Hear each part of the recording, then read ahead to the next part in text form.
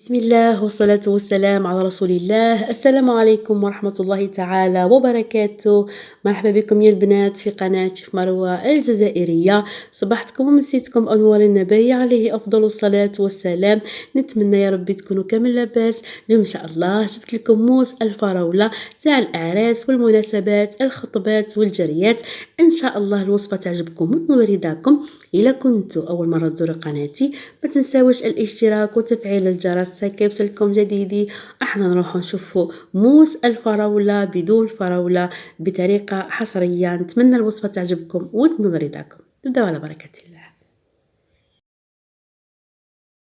كالعادة نذكركم بأكبر موقع عربي للوصفات المكتوبة والتطبيقات اللي هو كوكباد، اللي عرفني أكثر وأكثر بمشتركاتي الغاليات ومشتركاتي الأوفياء لقناتي. نشكركم بزاف بزاف على كامل الوصفات اللي راكم تحطوا فيها. شكرا شكرا شكرا لكل تطبيقاتكم.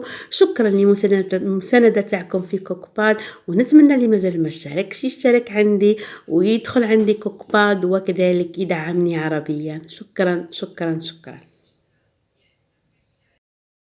الوصفة تلقاوها مكتوبة من الألف إلى الياء في موقع كوكباد.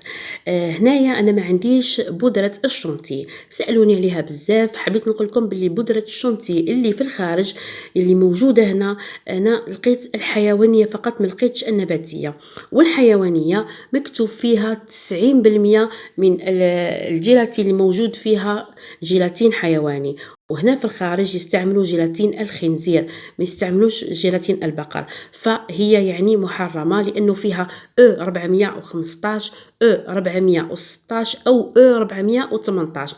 هادو كل يدلون على الخنزير أو من مكونات جيلاتين الخنزير، فأنا ما نستعملهاش. انتوما تستعملوا الحلالي في الدول العربية.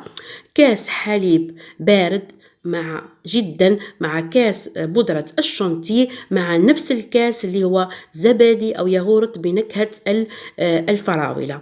هادو هما الثلاث مقادير اللي تستعملوها، مع ملعقتين كبار سكر بودرة. الاخوات اللي كيما انا في الخارج نستعمل دائما الكريمه السائله كما تشوفوا فيها.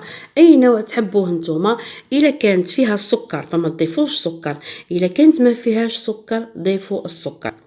انا نحط هنا كريمه الشونتي، وانتوما تحطوا بودره الشونتي طلعوها مع الحليب، وانا راح نطلع السائله وحدها. كي تطلع شويه فقط ضيفوا لها السكر، وانا كذلك كما تشوفوا راح نضيف لها السكر لانه الكريمه تاعي ما فيهاش السكر. ضيف من 2 إلى 3 ملاعق كبار معمرين، وزيدوا تعاودوا طلعوها مليح مليح. كذلك نتوما اللي في الجزائر حتى طلعوها مليح الساع باش نقدروا نضيفوا لها الياغورت الطبيعي، او عفوا الياغورت بنكهة الفراولة.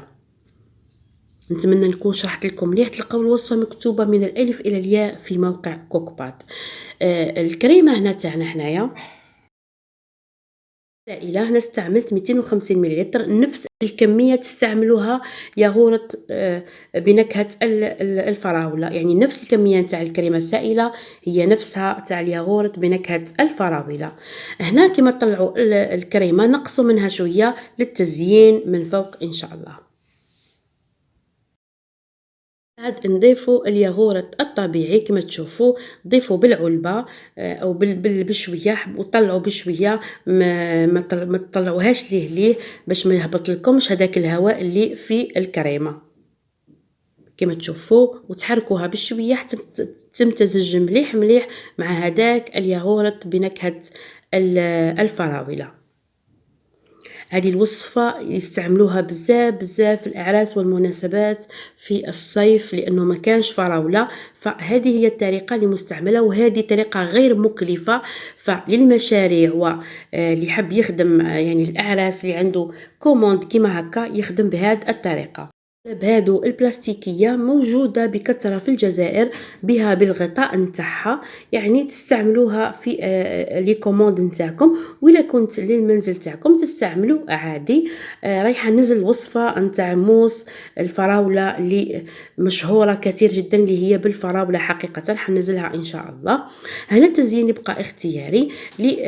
يعني إلا حبيتوا ديروا الفراولة إلا في وقت الفراولة، إلا ما كانش ديروا لي فخوي كونفي كتزيين.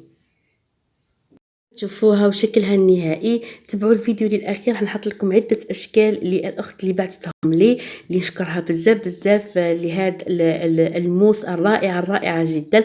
وكامل الأخوات اللي بعثوا لي وصفات لهاد المشاريع، نشكركم بزاف بزاف اللي دخلوا لي كامل كوكباد وبعثوا لي عدة وصفات. إن شاء الله راح نبارطاجيها معاكم، انتظروني في عن قريب.